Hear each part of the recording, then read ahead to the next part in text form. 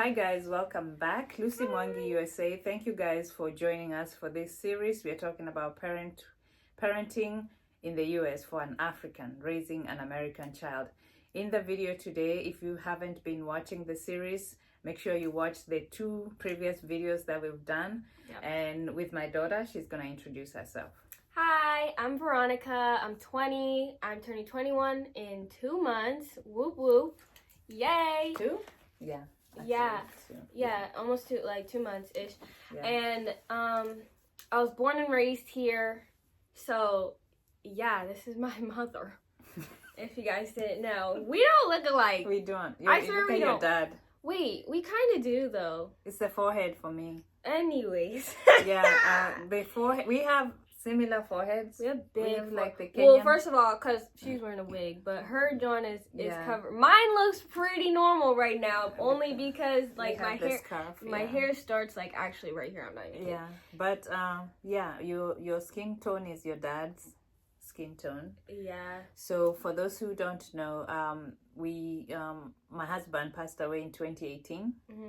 So my daughter was born here. She's like she said, we are talking about the differences, the kind of parenting that I thought I was doing a good job as a parent here in America. I didn't have the background information about the school system, the American systems. I came with my mentality from Africa. Yeah. So the way I was raised is what number one. Problem number one. The way I was raised is how I wanted to raise you. Yeah. And because I didn't know any other way, I thought that was the best way. So what do you have to say about that? Well, I don't think you didn't do a good, it's not like it's not a good job or whatever, because you just did what was in the arsenal. You know what I mean? You did whatever you knew what was the thing. But the thing is, how do you go somewhere and not research? That's the thing. I feel like you need to be aware of how the country works before you move here. Like, you can't just move to China and be like, oh, but I don't know how to do, I don't know the money, I don't know how they run schools, I don't know the government, I don't know anything. That's number one thing you should be doing is to dive into the research of wherever you're moving to. That's just the thing, regular thing. And but I want to say that's why the major reason why we are doing these videos. Yes. So they can use them as a teaching thing. Yes, because it's very different. Yeah. But I didn't think it was bad. It was just lacking of some things. A lot of things. Yeah. Yeah. But it's just you raise a kid how you raise a kid. You just do what what you can do. What about this? Let's talk about the school. Mm-hmm. So you went to a private school. I went to a private school. I do wish I went to a public school. I'm not gonna lie. I think I could have made more friends. I would have met way more people because there's 400 people per class or per grade. Per grade, yeah. And a private school I went to, there's less than 100. There's less than 100 people per grade. And mind you, it's K through 12. And I was there since kindergarten, since I was a wee little kid, until I'm 18 in 12th grade, knowing the same people, bro. It's too much familiarity. It's too much it's just too much of the same thing. Bro, I've seen you every day for 13 years at this point. It's kind of draining. And they have, it's a lot. So I think public school would have broadened my horizons in the way that I needed them to be broadened, because everybody was really boring. And the public schools, the way they work here is after you move to different schools, you're not stuck in one particular school. So the way my thought process, mine and your dad's was, you take your kid to a private school, you're doing them a favor, you're setting them up for life, because we have this mentality coming from Kenya or Africa that if you take your children to the mostly white schools, mm-hmm. then you're setting them up for success in the future. Right. So that's what we were going with. Private school, paid all this money.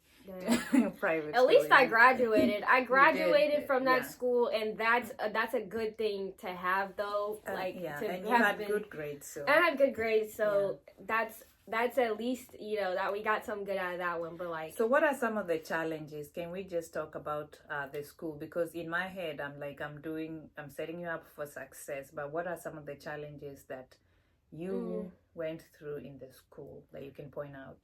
When I was younger, it wasn't. I don't really like it's school. Like, you hate school anyway. Like, they're making you take naps and stuff. Like, I'm trying to play. You know what I mean? I don't want to learn. I don't like to be. I don't know. Maybe I think I even had some ADHD back then, because I did not want to nap. I did not want to do nothing. So, but then, you know, once you get older and then you realize everybody's white here. Awkward. Like there was like, I could name like 5, maybe 7 black people at our school, taking away like Black Americans. They would like come in on scholarships, but like starting from the jump, it was like 3 of us. And then what about some with the African? And then like this one kid, he was African. Some of them are African with the African parents. So it's like, I kind of felt for them. Now that I'm in like hindsight, I'm like, yeah, they got bullied.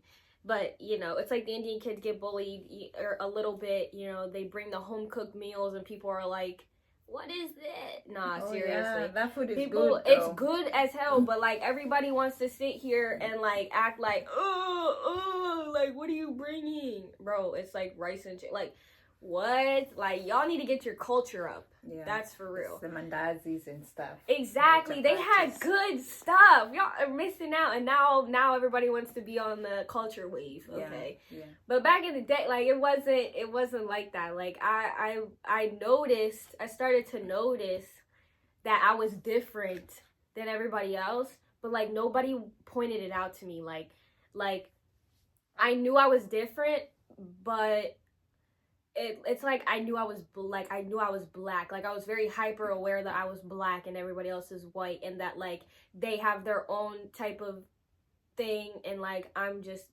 different or whatever. Like, I was cool with most people, you know, and like at a certain point it's like nobody's looking at you like that, first of all. But like, to me, I always had this like feeling like, ooh, like I'm just different. Like, I'm just different. Like, I don't know, white people. Did anybody like pick on you and as far as your hair and stuff? No, like, white people are so interested in everything that we got going on. I'm gonna just say that right now. They love to steal, and they love to borrow, and they love to cop. Okay, so if I had my hair braided, they loved it. If I had my hair out, they loved it. The only time when no one cares is when I have my hair straightened. Because it's like just like everybody else. Yeah. You know what I mean? Yeah. Just like everybody else. If I have my hair straightened, they're like, whatever. But I wanted to straighten my hair so bad. Like, I wanted to straighten my hair so bad. I was like, why can't my hair just not be curly? I still hate, I don't hate my curly hair, but it's just like, I hate when people are like, like, just leave it out. Bruh, do you know how much effort that is to like deal with curly hair? Like, my curly hair grows... You know what I'm talking about. Like, it's just too much stress. Get a weave, get a wig, braid. Light work, okay? We're not trying to keep the hair out the whole time. Like, it's just not right. Okay? Like, the amount of upkeep that you have to do as opposed to, like, just get in the shower and straighten your hair, like... Yeah, it's What about the teachers? The teachers are whatever. Yeah. Teachers, they suck. Just, like, regular, though. But... I don't know. I just didn't like the school system. They were way too restricting. Like, I think they were founded off of a lot of white men from back in the day. So, like, the board was not having it. We had way too many rules. Couldn't wear sweatshirts. What? We couldn't even wear... We had uniform. We had uniforms. Honestly, I don't mind the uniform because, like, I hate trying to think about what I have to wear. Mm-hmm. So, I'm going to just pick pants, pick a shirt, let's go. I actually like that. And then I got to college for 1 year, and I was like, what do I wear? Like, it's actually, like, it actually kind of tripped me up. But like, we get even the school brand like stuff we can't wear. Like, school branded sweatshirts can't wear. What? Men couldn't have their hair a certain length, no beard, had to shave, couldn't wear, guys couldn't wear earrings. It's basically the same. We had a Catholic school, a Christian school, like right in the same area. Yeah. So like girls had to wear skirts there. We didn't have to wear skirts, but like it's so like dang, I can't even do what I want out here. Like, it's so annoying. And I'm not the type, like, I don't know, from childhood, like, I don't like to be told what I can and can't do. That's, like, one of my things. Like, if I want to do something, like, I'm going to do it. Like, I don't care. Like, we weren't allowed to have facial piercings. I had this. In my last few years, I did not care.